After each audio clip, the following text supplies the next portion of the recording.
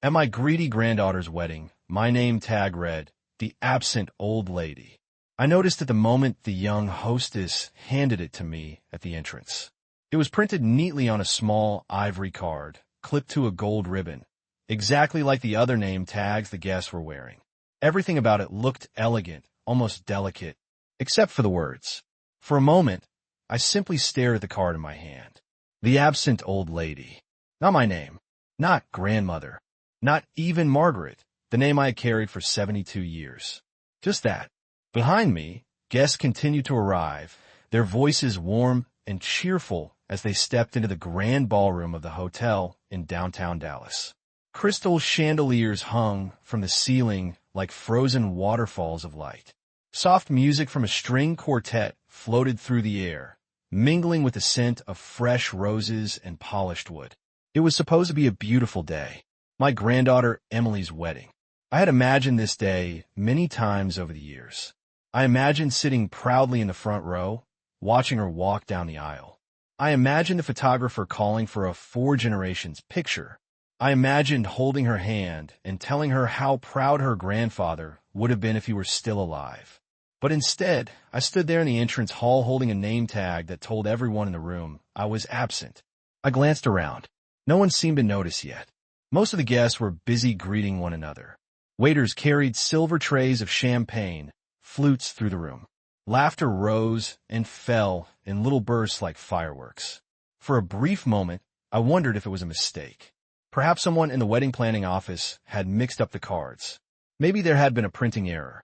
After all, large weddings often had dozens, sometimes hundreds of small details that could go wrong. But then I saw the seating chart.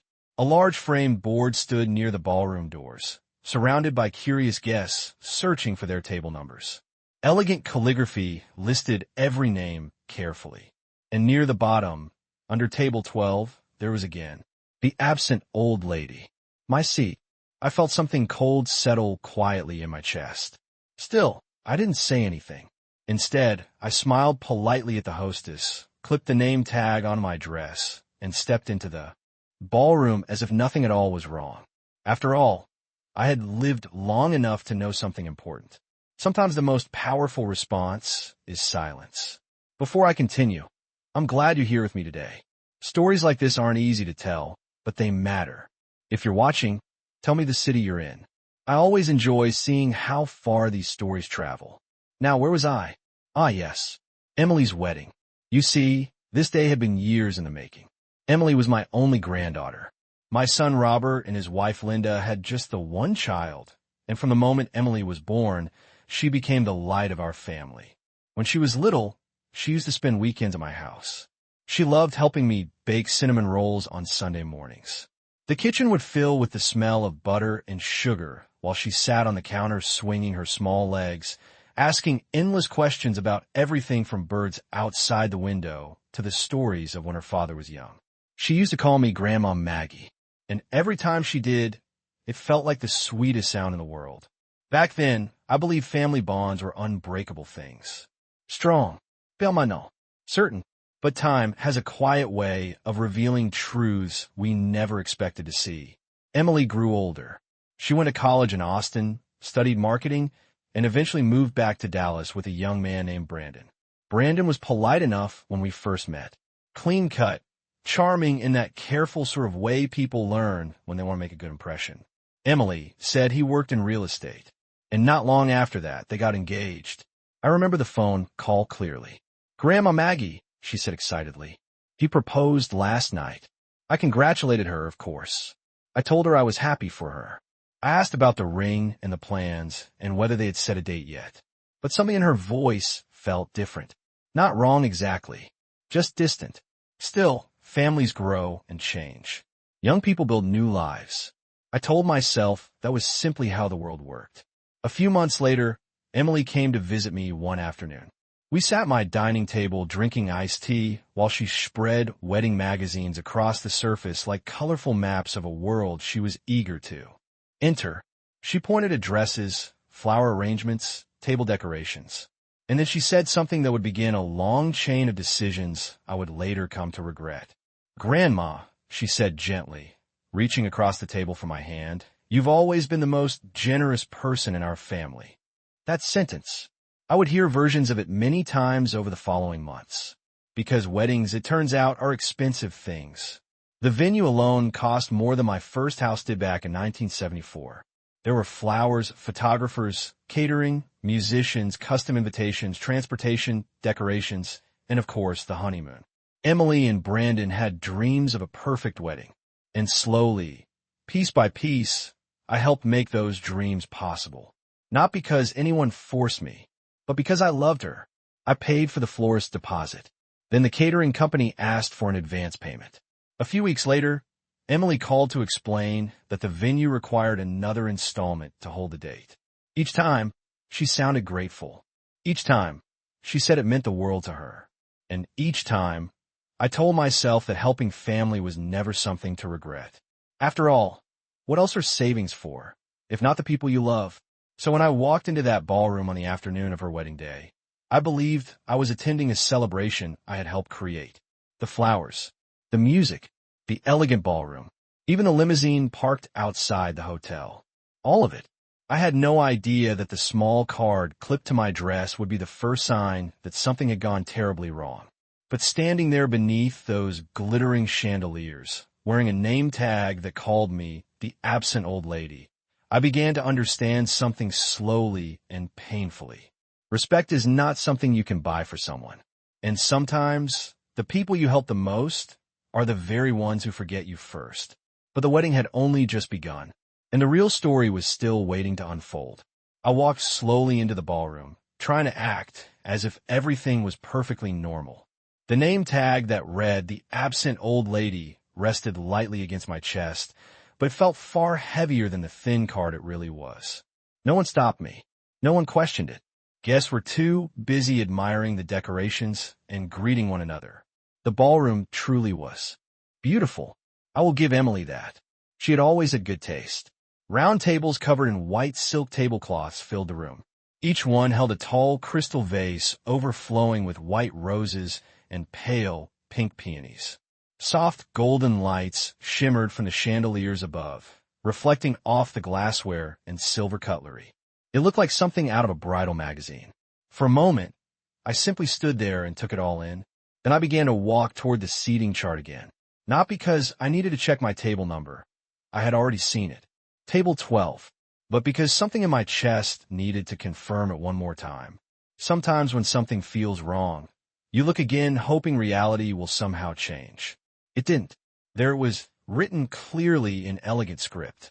The absent old lady. Table 12, a young couple stood beside me studying the chart. The woman leaned closer to read the names. Then she frowned slightly. "That's a strange name," she whispered to the man beside her. He shrugged. Maybe it's some kind of inside joke. I felt a quiet warmth creep into my cheeks, but I kept my smile polite and calm. After 72 years of life, you learn how to wear dignity like armor. I turned away before they could notice me standing there. Across the ballroom, I spotted my son Robert near the bar speaking with a group of relatives. Robert was 50 now, tall like his father used to be, though time had added gray to his hair and a softness around his waist. For a moment, I considered walking over to him. I imagined holding up the name tag and asking a simple question. "Robert, do you know anything about this?" But something stopped me. Maybe it was the way he was laughing with the others. Maybe it was the nervous way he kept checking his watch. Or maybe it was the quiet voice in the back of my mind that had been whispering to me for months now. A voice that had been growing louder with each wedding payment I had made. Instead, I made my way to table 12. It was placed near the far side of the ballroom. Not exactly hidden, but certainly not near the front where close family usually sat. For other guests were already seated there. Two middle-aged women I didn't recognize. A young man scrolling through his phone, and an elderly gentleman adjusting his glasses while studying the program. None of them looked up when I approached. I slid quietly into the empty chair with my name card. The small printed place card also read the same words. The absent old lady. For a brief second, I wondered if perhaps Emily had intended it as some kind of playful joke. Young people sometimes enjoy humor that older generations don't quite understand. But then I remembered something. 3 weeks before the wedding, I had called Emily. It had been a simple call. I only wanted to ask if she needed help with anything else. She answered quickly, but her voice sounded rushed. "Oh, Grandma, everything's under control now," she said. "Are you sure?" I asked gently. Weddings can be stressful. There was a pause. Then she said something that lingered in my mind ever since. "Well, technically Mom and Dad are handling most of the final details." Technically. That word had felt strange. After all, I had helped pay for nearly half of the entire wedding by that point. Still, I didn't push. You see, when you get older, you begin to notice a subtle shift in how people treat you. They smile. They thank you. But sometimes they stop really seeing you. A waiter approached our table, carrying a tray of champagne glasses. "Champagne for the guests?" he offered. The others at the table each took a glass. When he reached me, he glanced briefly at my name tag. For just a split second, confusion crossed his face. Then he politely handed me a glass as well. I thanked him with a nod. The young man across from me finally looked up from his phone. "Are you with the bride or the groom?" he asked casually. "The bride," I replied. "Oh," he said. "Friend of the family?" I smiled gently. "No." I lifted my champagne glass slightly. "I'm her grandmother." His eyebrows rose in mild surprise, and he glanced down at my name tag, then back at me. He looked as if he wasn't quite sure whether to laugh or apologize. I didn't realize. "Most people don't," I said calmly. Just then, the lights dimmed slightly as music began to swell from the speakers. The ceremony was about to start. Guests slowly stood and began moving toward the rows of white chairs arranged near the front of the ballroom. I remained seated for a moment longer. From where I sat, I could see the aisle lined with flowers leading toward a beautifully decorated arch. Everything had been arranged perfectly. The photographer adjusted his camera. The violinist began playing softly. And then I saw Emily. She appeared at the far end of the aisle, radiant in a white gown that shimmered under the lights. For a brief moment, my heart softened. She looked just like the little girl who used to sit on my kitchen counter asking about cinnamon rolls. The same smile, the same bright eyes. Robert stepped forward to walk her down the aisle. As the music grew louder, the entire room turned to watch her. Everyone except me, because at that exact moment, I noticed something else. Near the entrance of the ballroom, parked outside the tall glass windows, stood the long white limousine Emily and Brandon had rented for the evening. I recognized it immediately, because just 2 days earlier, I had paid the final invoice for that limousine company. The payment receipt was still sitting in my purse. And suddenly, a quiet thought formed in my mind. A small, calm realization. If my name tonight was truly the absent old lady, then perhaps it was time to become exactly that. Absent.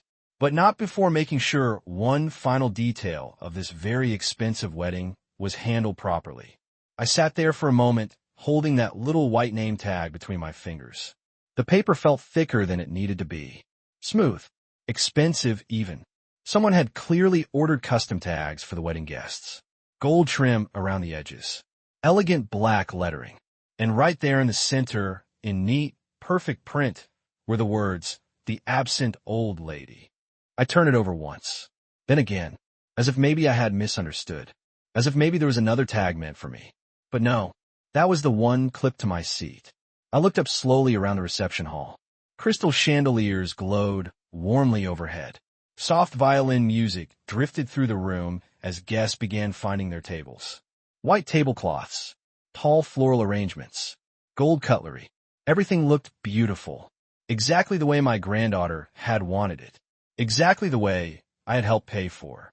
People walked past my table laughing, adjusting their suits and dresses, greeting relatives they hadn't seen in years. No one seemed to notice me yet, which, oddly enough, matched the name on the tag perfectly. The absent old lady. I let out a quiet breath through my nose. Then I smiled. Not the kind of smile you give when something is funny. The kind you give when you suddenly understand something you wish you didn't. I reached down and calmly clipped the name tag onto my dress. If that's who they thought I was tonight, then that's who I would be. An absent old lady. A server passed by with a tray of champagne flutes. "Would you like one, ma'am?" he asked politely. "Yes, thank you," I said. My voice was steady. I took the glass and held it gently in both hands, letting the bubbles rise slowly to the surface. Across the room, guests were beginning to gather near the dance floor where the bridal party would soon make their entrance. I spotted my granddaughter near the back hallway, surrounded by bridesmaids in pale blue dresses. She looked radiant. I'll give her that. Her gown was exactly the one she had shown me months ago on her phone. Lace sleeves, long train, delicate embroidery across the bodice. She had turned the screen toward me back then with shining eyes. Grandma, isn't it perfect? And I had smiled just as warmly then as I did now. Yes, I had told her. It's beautiful. And it was. But what I remembered most from that day wasn't the dress. It was the price tag. $7,200. She had said it quickly, like it wasn't a number that might make someone pause. Then she had laughed. Well, weddings only happen once, right? I had nodded slowly, because at the time, I believed she still saw me the way she used to, as her grandmother, not as a wallet. A burst of laughter snapped me back to the present. Two women at the neighboring table had just sat down. They looked to be somewhere in their 40s, dressed elegantly, probably friends of the groom's family. One of them glanced briefly toward me. Then her eyes dropped to the name tag, clipped to my chest. She leaned slightly toward her friend. "Did you see that?" she whispered. Her friend followed her gaze. A small crease formed between her eyebrows. Oh, for a moment neither of them spoke. Finally, the first woman looked back at me with a polite smile. "I'm sorry," she said carefully. "Is that really what your name tag says?" I lifted my champagne glass and took a small sip before answering. "Yes," I said gently. "It appears so." They exchanged another quick glance. "I'm sure it's some kind of joke," the second woman said quickly, trying to smooth over the awkwardness. "Yes," I replied. "I'm sure it is." But inside, something quiet and heavy was settling into place. Because jokes are usually funny. And this one had been printed, designed, placed deliberately at my seat, which meant someone had approved it. Across the room, the music suddenly shifted. The violin faded, and the wedding coordinator stepped forward with a microphone. "Ladies and gentlemen," she announced brightly, "please take your seats. The bridal party will be entering shortly." Chairs scraped softly across the floor as guests hurried back to their tables. I watched as my granddaughter disappeared briefly into the hallway again, preparing for her big entrance. Everyone seemed excited, happy, celebrating. I set my champagne glass down and rested my hand in my lap. Funny thing about getting older, you begin to notice small things people think you'll miss. A whisper, a glance, a name printed where it shouldn't be. And sometimes, those small things tell you exactly where you stand in someone's life. I looked down once more at the tag pinned to my dress. The absent old lady. My smile returned. Soft, calm, patient. Because if there is one thing life has taught me after 72 years, it's that people often underestimate quiet women, especially old ones. Across the room, the music swelled again as the first bridesmaid stepped through the double doors. Applause filled the hall. Guests rose slightly in their seats to watch. I joined them, clapping politely as each member of the bridal party entered. And when my granddaughter finally appeared at the doorway, glowing beneath the chandelier light, the entire room stood to welcome her. Everyone but me. I remained seated, watching, smiling, waiting, because tonight wasn't over yet. Not by a long shot. As the applause slowly faded, the wedding coordinator guided everyone back into their seats. The violin music softened again, blending into the gentle hum of conversation and clinking glasses. Across the room, my granddaughter walked gracefully toward the head table beside her new husband. Cameras flashed. Guests leaned forward to admire the dress, the flowers, the perfect lighting. It was a beautiful wedding. No one could deny that. But as I sat quietly at my table, I couldn't help thinking about how long this day had been coming. Because weddings don't just appear overnight. They build slowly, month by month, decision by decision. And in our case, dollar by dollar. I remember the first time my granddaughter called me after she got engaged. Her voice had been so excited that afternoon. "Grandma, he proposed." I had been sitting in my kitchen at the time, sunlight coming through the window above the sink. I remember wiping my hands on a dish towel and sitting down at the table just to listen to her talk. She told me everything. How he had taken her to a small vineyard just outside Napa. How the sun had been setting over the hills. How he had gotten down on one knee right there between the grapevines. She sounded happy. Truly happy. And hearing that made me happy too. After all, when you're a grandmother, you don't measure your life by your own milestones anymore. You measure it by your children and grandchildren. Their joy becomes your joy. So of course I congratulated her. I asked about the ring. I asked about the date. And eventually, like most excited brides-to-be, she started talking about the wedding. At first it was just small things. The venue she liked. The colors she was considering. The kind of flowers she imagined walking down the aisle with. I listened patiently to every detail. But then, about a week later, she called again. And this time, the conversation sounded a little different. "Grandma," she said carefully, "we found the perfect venue." "That's wonderful," I told her. But then there was a pause. You learn to recognize pauses like that when you've lived as long as I have. They usually mean something is coming. "Well, the only problem," she continued, "is that it's a little more expensive than we expected." I waited. Sure enough, the number came next. $32,000.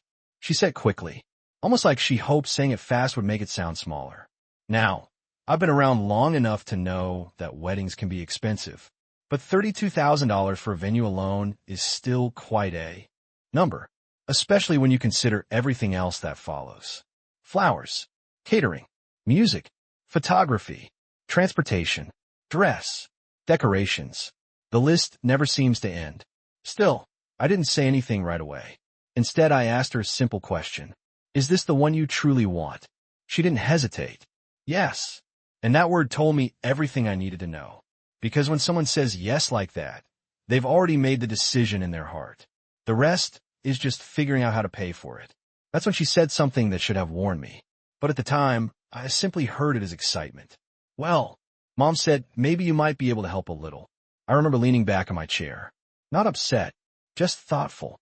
My daughter, her mother, had always been practical with money. But weddings have a way of making people stretch their budgets. Still, I love my granddaughter. And I had been careful with my savings over the years. After my husband passed away, I kept things simple. No fancy trips, no luxury cars, just a quiet house, a small garden, and a modest retirement account I had built slowly over decades.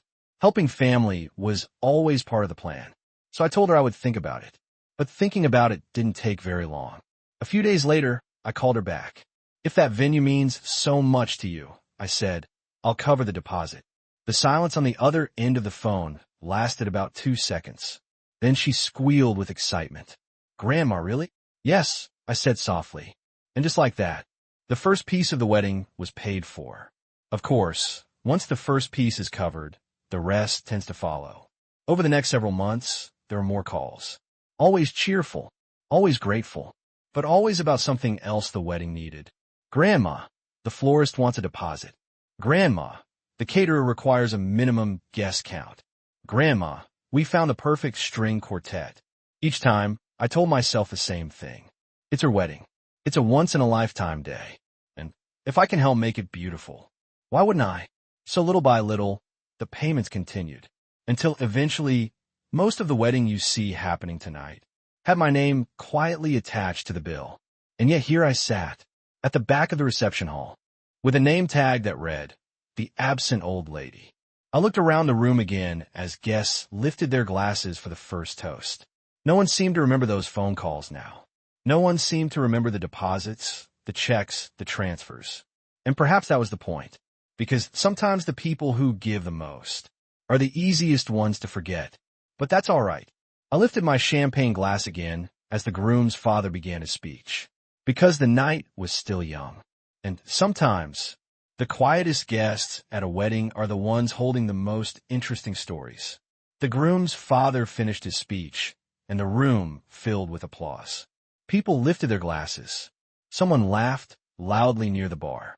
The band began playing a soft jazz tune, while servers moved between the tables carrying trays of appetizers. From the outside, everything looked exactly like a perfect wedding reception should.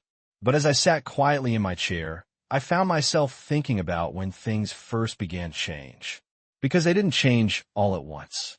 No, changes like that rarely happen overnight. They creep in slowly, one small moment at a time.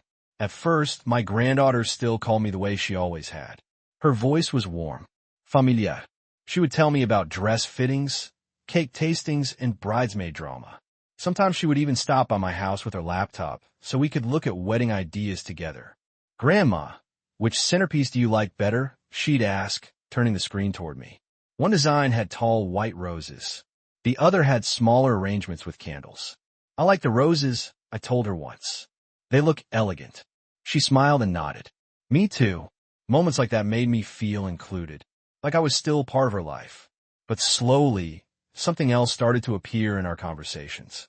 Something small at first. Requests. The second payment she asked about came roughly 3 weeks after I paid the venue deposit. That afternoon, she called sounding slightly nervous. "Grandma, can I ask you something?" "Of course," I said. "Well, the photographer we really want is only available if we secure the date right away." "And how much is the deposit?" I asked. There was a short pause. 4,000. Again, the number came out quickly. I could almost picture her holding her breath on the other end of the phone, not because she thought I couldn't afford it, but because she wasn't entirely sure how I would react. Still, I reminded myself that weddings were important milestones, and photographs last forever. So after a moment of thought, I said yes. Another check, another payment, another "thank you, Grandma." But here's the thing about generosity. When it becomes expected, it stops feeling like generosity. It becomes something else, something closer to obligation. About a month later, I noticed the tone of her calls had changed slightly. They were shorter now, more focused, less about sharing excitement, more about solving problems. "Grandma, the caterer raised their price." "Grandma, the florist requires full payment 2 weeks earlier than we thought." "Grandma, we decided to upgrade the bar package." Upgrade. That word came up more and more often. At first, I didn't think much of it. But over time, the pattern became difficult to ignore. Every new decision seemed to lead to another cost. And somehow, those costs always seemed to find their way back to me. One afternoon, she came by the house again. But this time, she didn't bring her laptop. Instead, she brought a folder. Inside were several printed invoices. The catering company, the lighting designer, the limousine service. She spread them across my kitchen table like puzzle pieces. "We're just trying to keep everything organized," she said quickly. I nodded slowly as I looked over the numbers. Some of them were surprisingly large. But what caught my attention wasn't the prices. It was something she said next. "Well, since you've already helped so much, it would really mean a lot if you could just cover these final pieces too. Just cover these final pieces." She said it so casually, as if the numbers printed on those pages weren't thousands of dollars, as if helping had simply become part of my role. I remember looking up at her then, really looking at her. She wasn't a little girl anymore. The same granddaughter who used to bake cookies with me after school now sat across from me talking about wedding budgets like a business negotiation. But even then, I didn't argue. Instead, I folded my hands on the table and asked one question. "Does your fiancé know how much of this I've been helping with?" She hesitated, only for a moment. Well, not exactly. That answer stayed with me longer than she probably realized, because secrets around money have a way of growing. Still, the wedding was only weeks away by then. Everything had already been booked, deposits paid, contracts signed. Turning back at that point would have caused more problems than it solved. So I told her I would take care of the remaining deposits. Her relief was immediate. She stood up and hugged me quickly. "Thank you, Grandma. You're seriously the best." And just like that, the conversation ended. No long visit, no coffee at the table, just a quick hug and the sound of her car pulling away down the street. I sat there alone for a while after she left, looking at the empty chair across from me, because something about that afternoon felt different. Not cruel, not even intentionally unkind, just distant, as if somewhere along the way, our relationship had quietly shifted into something more transactional. And now, months later, as I sat in the corner of this beautiful reception hall, watching guests celebrate the wedding I had helped fund, I couldn't help noticing how that distance had grown even wider, especially when I looked down at the name tag clipped to my dress. The absent old lady. Funny how words can reveal the truth of a situation faster than people ever will. I lifted my champagne glass once more as the band changed songs again. Across the room, my granddaughter laughed with her friends near the dance floor. She looked happy, carefree, like someone who had everything exactly the way she wanted it. And maybe she did, but nights like this have a way of revealing things. Not right away, but eventually, because every celebration has a moment when the music fades and the bills finally arrive. The band shifted into a livelier song, and within minutes the dance floor began to fill. Bridesmaids kicked off their heels. A few older relatives clapped along with the music from their tables. The bartender moved quickly, pouring glasses of wine and mixing cocktails for guests celebrating the newly married couple. It was exactly the kind of joyful chaos you expect at a wedding reception. Laughter, music, glasses clinking together. And right in the center of it all, my granddaughter twirled happily in her white dress while her new husband spun her around the dance floor. From where I sat, I could see the entire room. And when you sit quietly long enough at the edge of a crowd, people forget you're there. That can be very useful because you begin to hear things. Little comments, passing conversations, small pieces of the truth.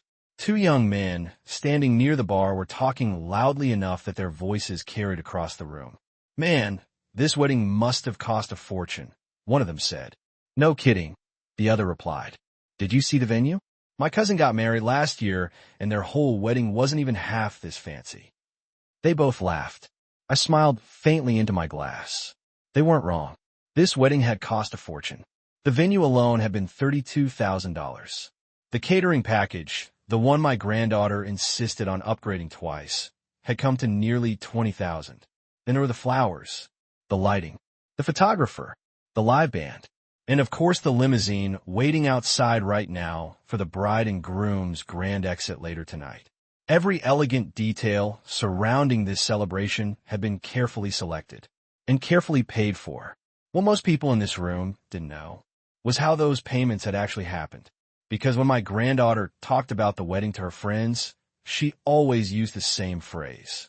"We planned everything ourselves." I had heard her say it once during a bridal shower. One of her friends had asked how they managed to afford such a beautiful venue. She smiled proudly and said, "We just saved really carefully." I remember sitting quietly in the corner of that living room when she said it. I didn't correct her. There didn't seem to be any point. Still, the truth had been very different. For months, the payments had come from 3 places. A small portion from the couple themselves, a slightly larger portion from my daughter, her mother, and the largest portion from me. It started with the venue deposit. But once the wedding planning machine started moving, the costs kept growing. The florist wanted to elevate the atmosphere. The caterer suggested a premium dessert bar. The event planner recommended custom lighting to highlight the dance floor. Each suggestion came with the same gentle explanation. It will make the event unforgettable. And apparently, unforgettable came with a very specific price tag. One afternoon, about 6 weeks before the wedding, my granddaughter called me sounding particularly stressed. "Grandma, can we talk?" "Of course," I said. She sighed into the phone. "The final catering balance is due next week." "And how much is left?" I asked. There was a long pause. 12,000. I leaned back slowly in my chair when she said that. Not because I was shocked anymore. By that point, the numbers had started to blur together. But because I realized something important. The wedding had reached the stage where everything was already committed. Contracts signed. Guests invited. No one was going to scale anything back now. So if that payment didn't get made, the entire event would start falling apart. And somehow, she seemed very certain that I would step in again. Which, of course, I did. I wired the money the next morning. No fuss. No long conversation. Just another quiet transaction that helped keep the celebration moving forward. And now here we were. The wedding in full swing. Guests dancing. Champagne flowing. Everyone enjoying the beautiful evening. Everyone except the absent old lady. I glanced again at the small tag clipped to my dress. It was still perfectly visible. Black letters on white paper. Simple. Direct. Almost efficient in its cruelty. Across the room, I noticed something interesting. My granddaughter was standing near the head table now, talking with a group of friends. One of them pointed in my direction, just for a moment. My granddaughter glanced over. Our eyes met briefly across the crowded room. And for a second, her smile faltered, just a little. Then she looked away and continued talking. Maybe she had just remembered the name tag. Or maybe she hadn't expected me to still be sitting here. Either way, I didn't wave. I didn't call her over. I simply remained where I was. Because sometimes the best way to understand a situation is to let it play out naturally. The band slowed the music again, transitioning into a romantic ballad. Couples moved back onto the dance floor. The room glowed under soft golden lights. Beautiful, elegant, expensive, all the things a wedding is supposed to be. But weddings also have another side that people don't always talk about. The financial side. The side where invoices sit quietly behind the scenes, waiting. And the truth is, some of those invoices for tonight hadn't been fully settled yet. Most of the vendors have been paid deposits. Large deposits. But final balances? Those were scheduled to be completed after the reception, which meant somewhere in this building tonight. There are still a few open accounts connected to this celebration. Accounts that were expecting one final payment. I lifted my glass and took another slow sip of champagne. Because if there's one thing you learn about money over the years, it's that celebrations can hide a lot of details. But eventually, every bill finds its way to the right person. The music slowed again as the band moved into another soft song. A few couples swayed gently on the dance floor, holding each other close while the rest of the guests returned to their tables for another round of drinks and conversation. The reception had settled into that comfortable middle phase every wedding eventually reaches. The formal parts were mostly finished. The toast had been given. The dinner plates were cleared. Now, people were relaxing, talking, laughing, enjoying themselves. From my table near the back of the room, I could see the long buffet table where the dessert bar had just been opened. Guests were gathering there, admiring rows of small cakes, chocolate-covered strawberries, and delicate pastries arranged under soft lighting. My granddaughter had been very proud of that dessert display. I remember the day she first mentioned it. "Grandma, it's not just a cake," she had said excitedly over the phone. "It's a full dessert experience." Those were her exact words.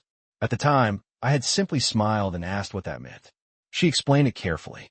A traditional wedding cake in the center, surrounded by mini cheesecakes, fruit tarts, chocolate mousse cups, and a table of custom macarons in the wedding colors. It did look beautiful tonight, almost too beautiful to eat. But beauty, as I had learned over the past few months, usually comes with an invoice. A server approached my table carrying a tray. "Would you like dessert, ma'am?" he asked politely. I shook my head gently. "No, thank you." He nodded and moved on to the next table. As he walked away, two older women sat down nearby, clearly tired from dancing. One of them leaned back in her chair and sighed happily. "This is one of the nicest weddings I've been to in years," she said. Her friend nodded. "Everything is so well done." Then she lowered her voice slightly. Her family must have spent a fortune. I kept my eyes on the dance floor, pretending not to hear. But inside, I couldn't help thinking about how accurate that statement really was. A fortune had been spent, just not necessarily by the people most guests assumed. Across the room, my granddaughter was now standing near the dessert table with a small group of bridesmaids. They were laughing loudly about something. One of the girls reached over and playfully adjusted the edge of my granddaughter's veil. Another snapped a photo with her phone. It was the kind of carefree moment young people should have at their weddings. But then something caught my attention. One of the bridesmaids whispered something in my granddaughter's ear, and suddenly several of them turned slightly, looking in my direction.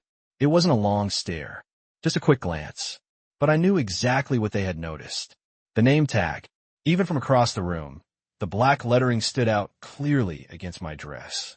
The absent old lady. A few seconds later, one of the girls covered her mouth as if trying not to laugh. Another leaned closer to my granddaughter and said something else quietly.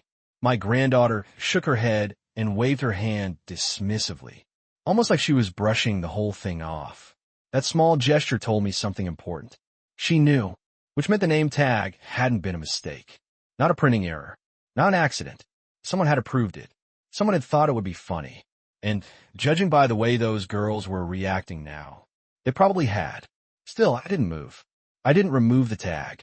I simply sat there, calm, patient, because reacting immediately rarely solves anything. Instead, I let the evening continue. The band started playing another upbeat song, and the dance floor filled again. Laughter rose from different corners of the room as guests returned to celebrating. If anyone else noticed the name tag after that moment, they didn't say anything to me directly. But every now and then, I caught someone glancing at it, curious, confused, trying to decide if it was meant to be a joke or something else. A few minutes later, my daughter, the bride's mother, finally approached my table. She looked slightly flushed from dancing. "Mom," she said, pulling out the chair beside me. "Are you having a good time?" I replied calmly. She smiled and reached for a glass of water on the table.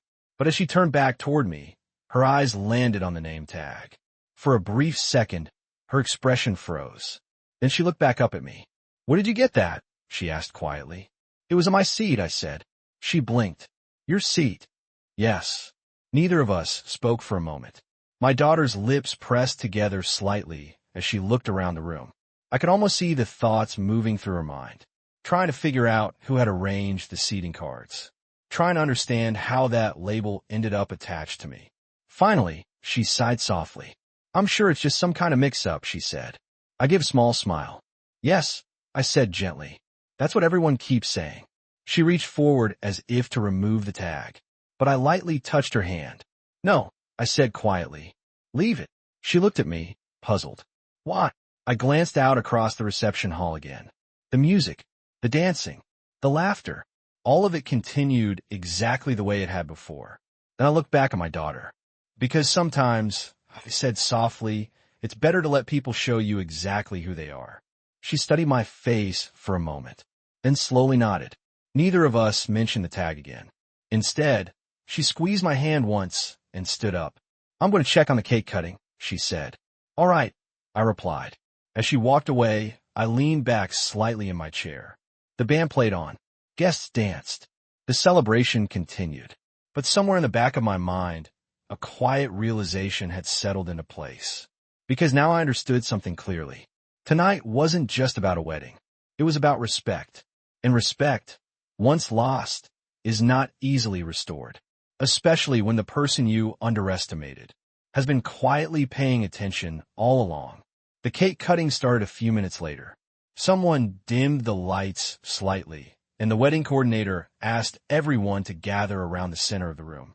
Guests stood up from their tables, carrying drinks and phones as they moved closer to the large 3-tier cake displayed on a white pedestal. It really was a beautiful cake. White buttercream frosting, delicate gold accents, fresh flowers placed carefully along the sides. My granddaughter had chosen that design herself. I remember the afternoon she showed me the photos on her phone. "Grandma, this one is perfect," she said. And she was right. It looked elegant, timeless, exactly the kind of cake people expect to see at a high-end wedding. What most people standing around the table tonight didn't know was that the cake alone had cost almost $2,000. But weddings have a way of making numbers disappear. When everything is wrapped in flowers and music, people stop thinking about invoices. They just enjoy the moment. The crowd gathered closer as the photographer adjusted his camera. "All right, everyone," he said cheerfully. "Let's get the happy couple right here." My granddaughter and her new husband stepped forward together, smiling for the cameras. Applause filled the room again. Someone whistled. The groom picked up the silver cake knife while my granddaughter held his arm, laughing nervously as flashes of light from dozens of phones captured the moment. From my seat near the back of the room, I watched quietly. The band had stopped playing for the moment, leaving only the soft murmur of voices and the clicking of camera shutters. The groom made the first cut into the cake. More applause. Then they fed each other the first small bites. Everyone laughed when a bit of frosting landed on his nose. It was exactly the kind of moment people love at weddings. Lighthearted, happy, simple. For a few minutes, the entire room seemed completely wrapped up in that joy. But eventually, the crowd began to break apart again. Guests returned to their tables. Servers moved in with small plates and forks. The music started up again, and the reception continued.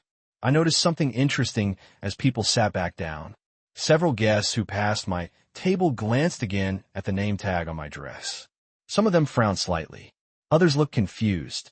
One older gentleman even paused for a second before sitting down at the next table. He looked at the tag, then at me. "Is that part of the wedding theme?" he asked politely. I smiled. "I'm afraid not." He chuckled awkwardly. "Well, I suppose every family has its inside jokes." "Yes," I said calmly. "Every family does." He nodded and moved on. But inside, I was thinking about something else entirely. Because by this point in the evening, the pattern had become very clear. The name tag had been noticed. By guests. By bridesmaids. By my daughter. And most importantly, by my granddaughter herself. Which meant there had been plenty of opportunities for someone to come over and quietly say something like, "Grandma, I'm so sorry about that tag. It was a mistake." Or even simply, "Let me get you a new one." But no one had. Not once.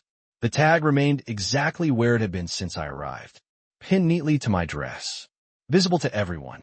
The absent old lady. That's when something inside me shifted. Not anger. Not even hurt. Just clarity. Because sometimes people reveal exactly how much they value you. Not by what they say, but by what they choose not to fix. I sat there for another minute, watching guests return to dancing. Then slowly, I reached up and touched the edge of the name tag.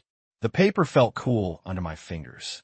For a brief moment, I considered removing it, folding it, slipping it into my purse, pretending it had never been there. But then I stopped. No, it had already done its job. It had shown me something important tonight. So instead, I left it exactly where it was. Across the room, the DJ had started playing a popular song, and the dance floor was filling again. My granddaughter and her husband were right in the middle of it, laughing and spinning under the lights. She looked carefree, completely absorbed in the celebration. Maybe she believed the evening would simply continue like this. Music, dancing, champagne, and eventually a grand exit in the waiting limousine. But weddings, like most celebrations, follow a schedule. And the next part of that schedule was approaching. Because somewhere behind the scenes tonight, the event coordinator was beginning to finalize the vendor paperwork. The catering staff would soon start closing their service tabs. The bar manager would total the drink receipts. And the venue would prepare the final balance for the evening. That's how events like this work. Deposits are paid early, but the largest invoices come later. After the music, after the cake, after most of the guests have gone home. I reached for my glass again and took a slow sip. Because earlier this evening, while everyone else was greeting relatives and admiring the decorations, I had quietly made a few phone calls.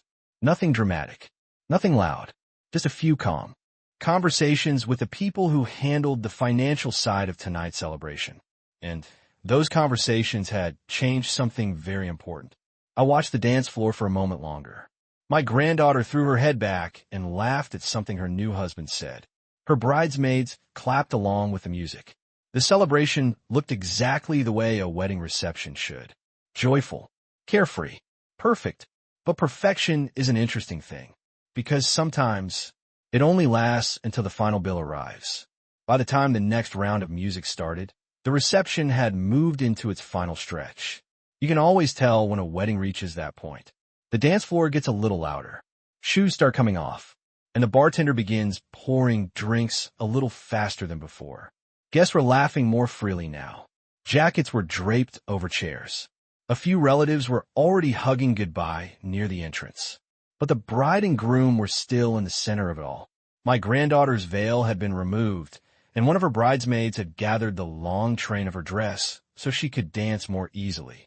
Her husband had his arm around her waist while a group of their friends clapped along to the music. From across the room, they looked like a happy young couple celebrating the best night of their lives. And in many ways, it probably was. Weddings have a way of making people feel like the future is wide open. Like everything ahead will be easy. Simple. Perfect. I sat quietly at my table and watched the scene unfold. The tag was still pinned to my dress. The absent old lady. At this point in the evening, most people had either noticed it or decided to ignore it. Either way, it had served its purpose. Because while the party continued around me, I was thinking about the phone calls I had made earlier. They had been short conversations, very polite, very calm. The first call had been to the event coordinator. Her name was Melissa, a capable young woman who had been managing the entire evening with impressive efficiency. I stepped outside to the quiet hallway earlier in the evening, just after the cake cutting. She answered on the second ring. "Hello, this is Melissa." "Hello, dear," I said. "This is Mrs. Whitmore. I believe you've been handling the arrangements for my granddaughter's wedding tonight." "Oh yes, Mrs. Whitmore," she said warmly. "Everything is going beautifully. I'm glad to hear that." I paused for a moment before continuing. "I just wanted to clarify something regarding the final balances." She hesitated slightly. "The final balances?" "Yes," I said gently. "I understand several of the vendors are expecting payment tonight after the reception." "That's correct," she replied carefully. "But don't worry, those payments are usually handled by the family after the event." "I see," I said. There was a brief silence. Then I added one simple sentence. "I just wanted to make sure my name is no longer attached to those payments." The quiet on the other end of the line lasted a few seconds longer this time. "Oh," she said softly. "Yes," I continued calmly. "You see, earlier today, I realized there had been a misunderstanding about my involvement." Another pause.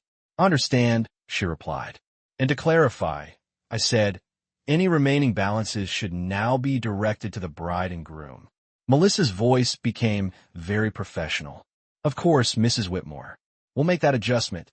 "Thank you," I said. Then I hung up. That had been the first call. The second call had been even shorter. That one went to my bank. The young man who answered recognized my name immediately. "Good evening, Mrs. Whitmore. How can I assist you tonight?"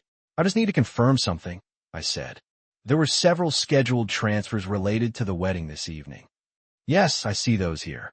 I'd like to cancel any remaining payments that haven't been processed yet." There was the familiar sound of typing on a keyboard. "That's not a problem," he said after a moment. "I can stop those immediately. Thank you." The entire call lasted less than 2 minutes. And with that, everything quietly changed. Back inside the reception hall, the party continued without interruption. No one knew about those conversations. Not my daughter, not my granddaughter, not the groom. To them, the evening still looked exactly the same. Music, dancing, champagne. But behind the scenes, something important had shifted.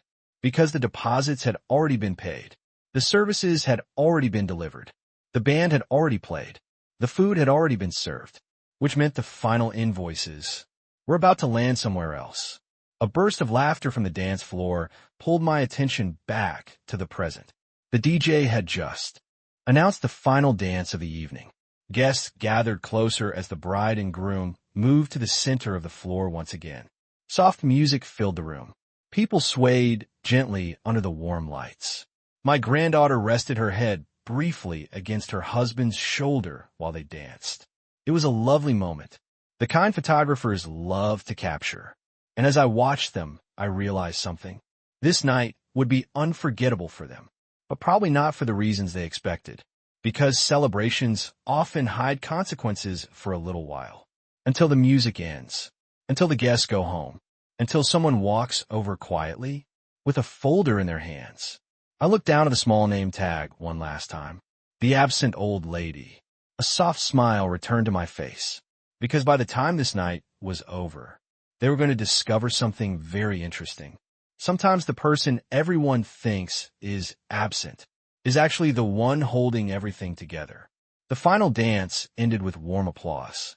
Guests gathered around the dance floor, smiling and clapping as the music slowly faded. The DJ thanked everyone for celebrating and announced that the evening would be wrapping up soon. That's usually how weddings end. Not suddenly, but gradually.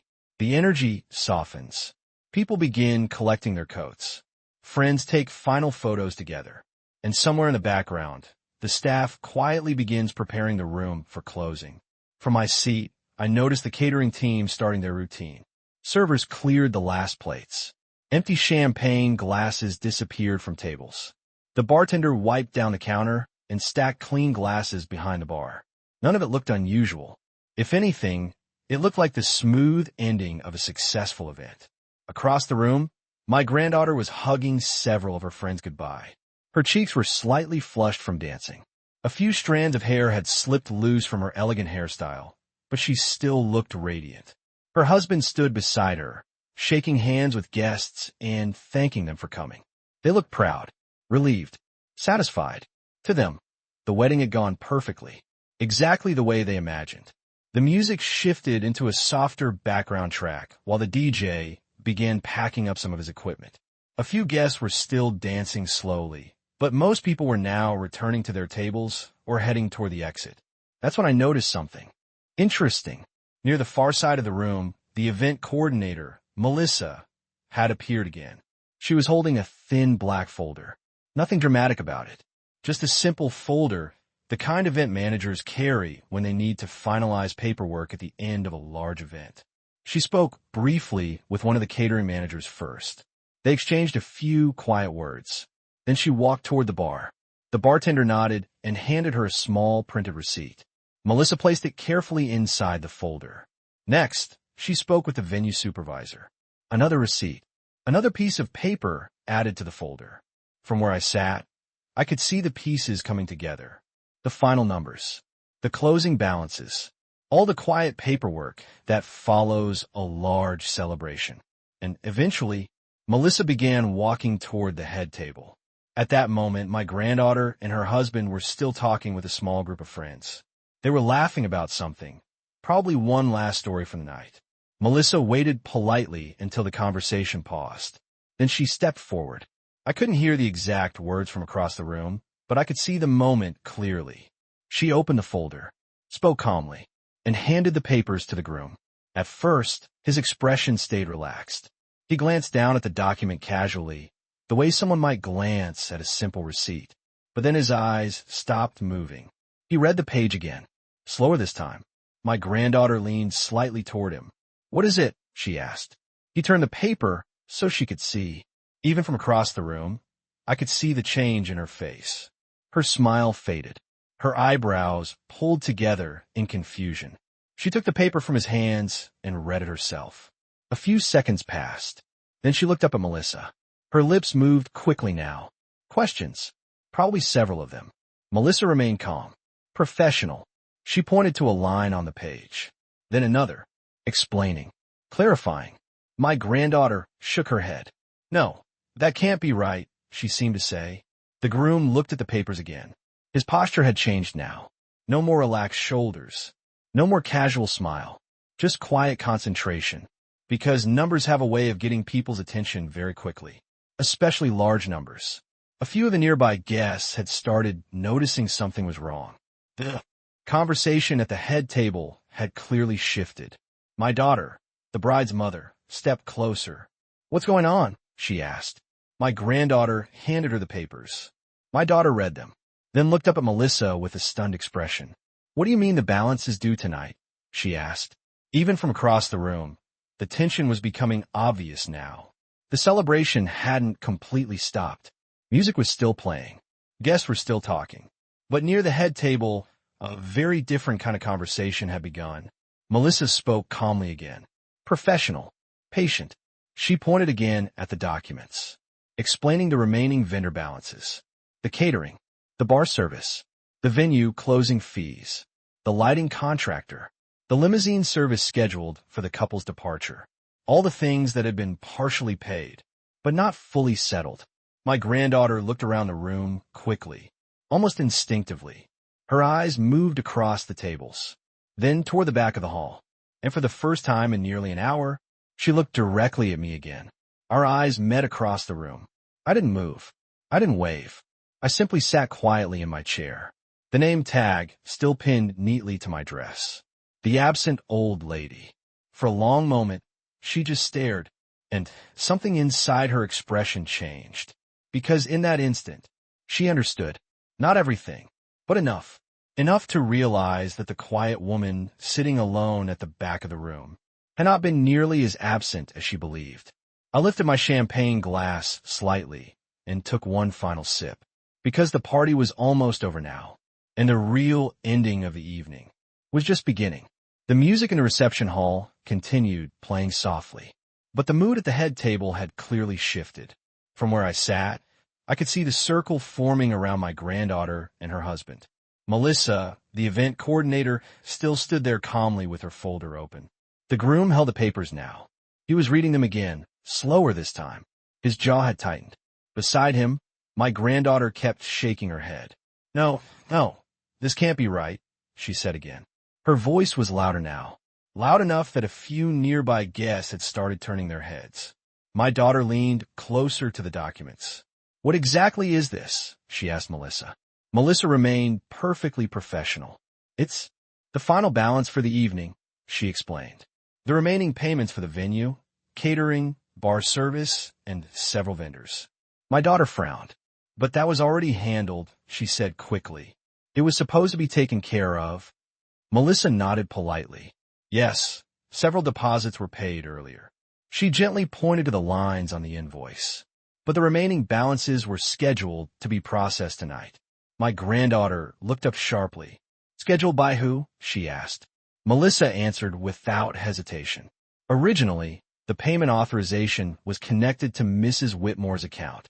For a moment, everything went very quiet. My granddaughter's eyes widened. The groom slowly lowered the papers.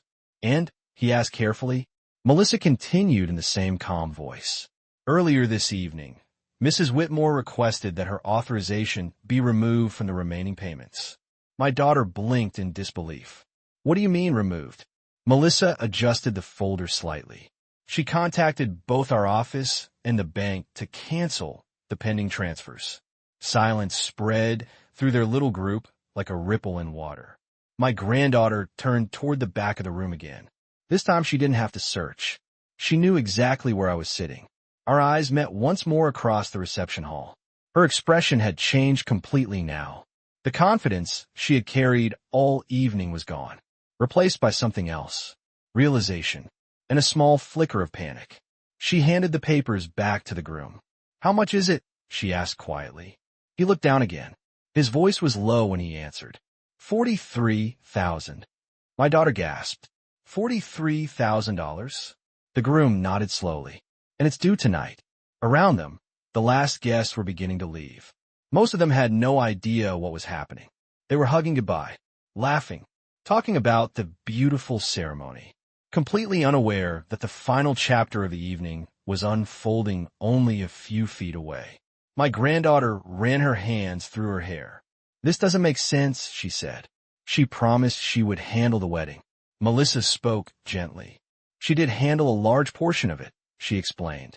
The deposits covered most of the advance bookings. She paused briefly before continuing. But the final balances were always scheduled to be settled at the end of the reception. The groom rubbed his forehead. You're saying, if we don't pay this tonight? Melissa didn't let him finish. Then, the vendors will have to follow their standard collection process. That was a very polite way of saying something much less polite. My daughter looked around the room nervously. Where is she? She asked under her breath. But my granddaughter already knew. She turned toward me again. This time she didn't hesitate. She began walking across the room. Slowly, her heels clicked against the polished floor as she made her way through the remaining guests. The groom followed close behind her. A few people stepped aside as they passed. They probably assumed the bride simply wanted to greet one last guest before leaving. But the look on her face told a different story. When she finally reached my table, she stopped. For a moment, neither of us spoke. I could see the tension in her shoulders, the forced calm in her breathing. Finally, she said quietly, Grandma, we need to talk. I folded my hands gently on the table. Of course, I said. Her voice dropped even lower. You canceled the payments. It wasn't really a question, just a statement. I tilted my head slightly. Yes. The groom stepped forward. His voice was polite, but strained. There must be some kind of misunderstanding. I looked at him calmly. No misunderstanding at all. My granddaughter crossed her arms. You said you would pay for the wedding. I said I would help. I corrected gently. And I did. She gestured toward the room. But the balance, I said softly, belongs to the people who hosted the celebration. For a second, she looked like she might argue. But then her eyes drifted down. to the small white tag, still pinned neatly to my dress. The absent old lady. She stared at the words. The silence between us stretched longer now. Finally, I smiled politely and said, "It seems someone forgot to tell the vendors I was absent." For a moment, no one spoke. My granddaughter stood there in her expensive wedding dress, the train of it brushing lightly against the polished floor. The groom stood beside her, holding the invoice folder like it had suddenly become much heavier than paper should ever be. And I simply sat there, calm, quiet, exactly the way I had been sitting all evening. The music from the speakers had faded into something soft and distant now. Most of the guests had already left the ballroom. The laughter that had filled the room earlier was gone, replaced by the quiet sounds of staff clearing tables and folding chairs. My granddaughter finally broke the silence. "Grandma, you can't just do this," she said. Her voice trembled slightly, not with anger, with something closer to disbelief. I looked at her gently. "Do what, dear?" "You know what," she said quickly. "The payments, the vendors, the whole wedding." She gestured around the room as if the decorations themselves would explain her argument. "You said you were paying for this." I said I would help. I repeated calmly. And I did. The groom glanced down at the papers again. The number hadn't changed. $43,000. It sat there in bold print, impossible to ignore. My granddaughter's shoulders tightened. "But the rest was supposed to come from you," she insisted. I tilted my head slightly. "Was it?" Her mouth opened, but nothing came out. Because the truth is, promises are very different from assumptions. And assumptions are often very expensive. I slowly reached up and unpinned the small white tag from my dress. The little piece of cardboard had been there all evening. The absent old lady. I held it between my fingers for a moment before placing it gently on the table. "You gave me this when I arrived," I said. My granddaughter looked down at it. Her face flushed. "That was just a joke," she muttered. "A joke," I repeated softly. She avoided my eyes now. "It was supposed to be funny." I nodded slowly. "You see," I said, "humor can be a very interesting thing." I leaned back slightly in my chair. Sometimes people laugh because something is funny. And sometimes people laugh because they think someone else is small enough not to matter. The groom shifted uncomfortably beside her. Neither of them spoke. Across the room, the event staff continued their quiet work. A stack of empty chairs rolled past us. The DJ unplugged the last speaker. The celebration was officially ending. I looked back at my granddaughter. "You planned a beautiful wedding," I told her honestly. "The flowers were lovely. The music was perfect. The food was excellent." For a moment, her expression softened. But then I added quietly, "And most of it was already paid for." She blinked. "What do you mean?" "The deposits," I explained. "The venue booking, the band, the catering advance, the dress, the invitations." Her eyes widened slowly as she realized something important. You paid for all that." I smiled gently. "Of course." The groom frowned slightly. "But if you paid for most of it, why stop now?" I looked at him kindly. "Because respect is also part of a celebration."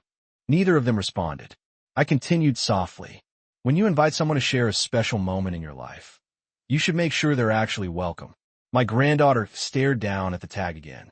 The absent old lady. For the first time all night, she looked embarrassed.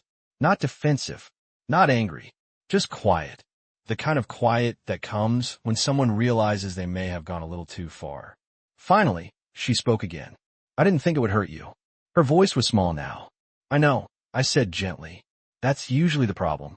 Another long silence settled between us. Then I stood up slowly from my chair. At 68 years old, I move a little slower than I used to. But I moved just fine. I picked up my purse and placed a name tag inside it. Across the ballroom, the limousine driver had just stepped through the entrance doors.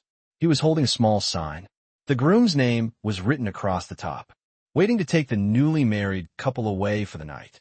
I looked back at them one last time. "You have a beautiful life ahead of you," I said. "And tonight will be something you'll always remember." My granddaughter swallowed nervously. "Grandma, wait." I paused. She hesitated before speaking again. "Are you still coming to Thanksgiving?"